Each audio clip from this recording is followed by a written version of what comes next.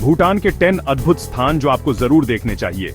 नमस्ते दोस्तों, आप सभी का स्वागत है मेरे चैनल पर। आज मैं आपको एक ऐसी जगह की सैर कराने वाला हूं जो रहस्यों और खूबसूरती से भरी हुई है। जी हां, मैं बात कर रहा हूं भूटान की। हिमालय की गोद में बसा ये देश अपनी समृद्ध संस्कृति, मनमोहक दृश्यों और शांति के लिए जाना जाता है। इस वीडियो में हम भूटान के 10 ऐसे अद्भुत स्थानों की सैर करेंगे जो आपकी यात्रा को यादगार बना देंगे। तो तैयार हो जाइए, अपने बैग पैक कर लीजिए और हमारे साथ निकल पड़िए भूटान के इस अविस्मरणीय सफर पर। हमारी यात्रा की शुरुआत होती है भूटान के सबसे प्रतिबिंबित मठ तख्त सांग मठ से।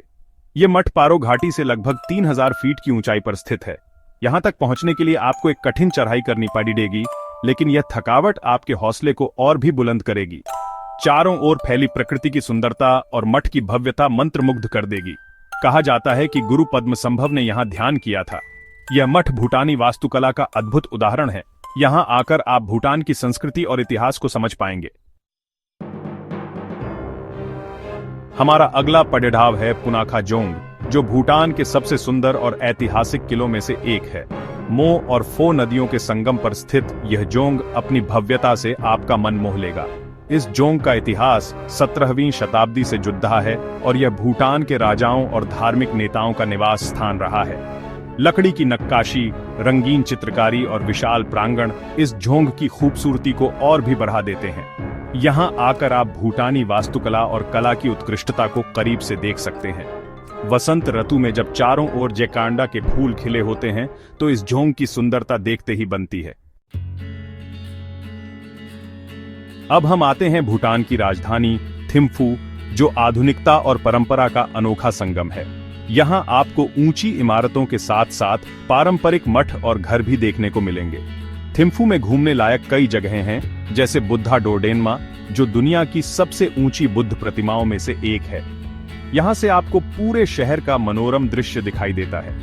इसके अलावा आप यहां टाशीचो डोजोंग, भूटान का राष्ट्रीय संग्रहालय और मेमोरियल चोयर्टेन भी देख सकते हैं। थिम्फू का सप्ताहांत बाजार भी घूमने लायक है, जहां आप स्थानीय हस्तशिल्प और खाने पीने की चीजें खरीद सकते हैं। यह शहर अपनी शांति और हरियाली के लिए जाना जाता है। हमारी अगली मंजिल है पारो वैली, जो अपनी हरी भरी वादियों, प्राचीन मठों और मनमोहक दृश्यों के लिए प्रसिद्ध है। यहाँ आकर आपको ऐसा लगेगा जैसे आप किसी परिलोक में आ गए हों। इस घाटी में स्थित तख्त सांग मठ के अलावा आप यहाँ पारो जोंग राष्ट्रीय संग्रहालय और किचुल्हाखांग भी देख सकते हैं। किचुल्हाखांग भूटान के सबसे पुराने और पवित्र मंदिरों में से एक है। यहाँ के स्थानीय गांवों में घूमकर आप भूटानी लोगों के जीवन और संस्कृति को करीब से समझ सकते हैं।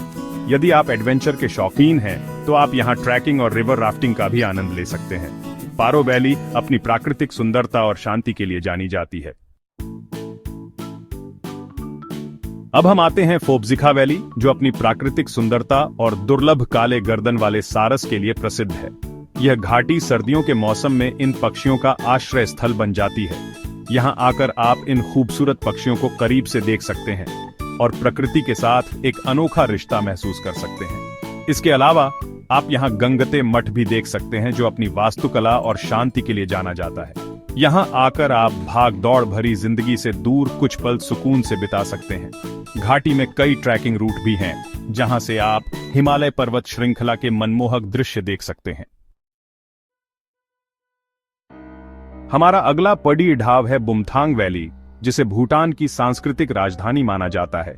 यह घाटी अपनी प्राचीन मठों, त्योहारों और हस्तशिल्प के लिए प्रसिद्ध है।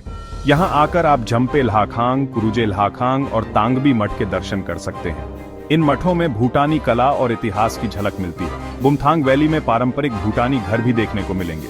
यहाँ के लोग अपने हस्तशिल्प के लिए प्रसिद्ध हैं। आप यहाँ से ऊनी कपड़े और लकड़ी के सामान खरीद सकते हैं। भूटान की संस्कृति और परंपराओं को समझने के लिए बुमथांग वैली आदर्श जगह है। अब हम आते हैं दोचुला पास, जो थिम्फू और पुनाखा के बीच स्थित एक ऊंचा पहाड़ी दर्रा है।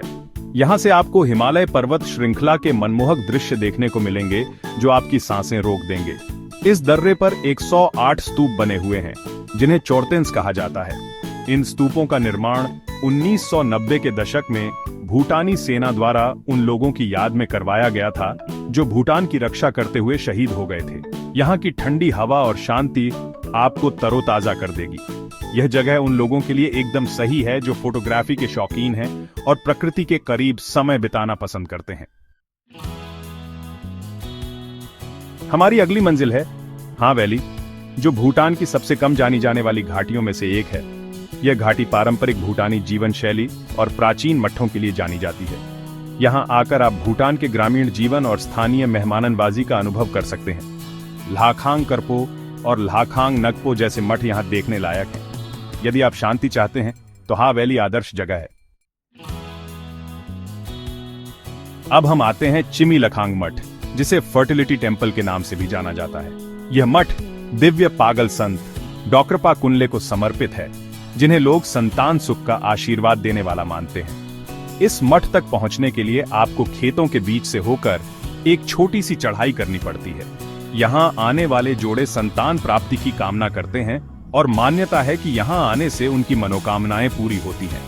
चिमी लखांग मठ भूटान की धार्मिकता के साथ साथ उनके हास्य और खुलेपन को भी दर्शाता है।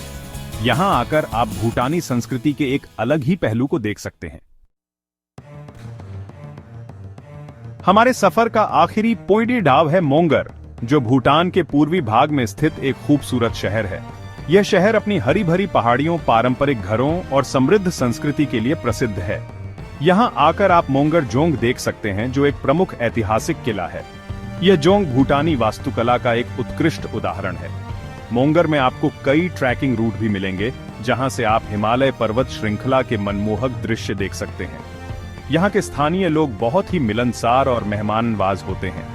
यदि आप भूटान के एक ऐसे हिस्से की तलाश में हैं जो अभी भी पर्यटन से अछूता है, तो मोंगर आपके लिए एक आदर्श जगह है।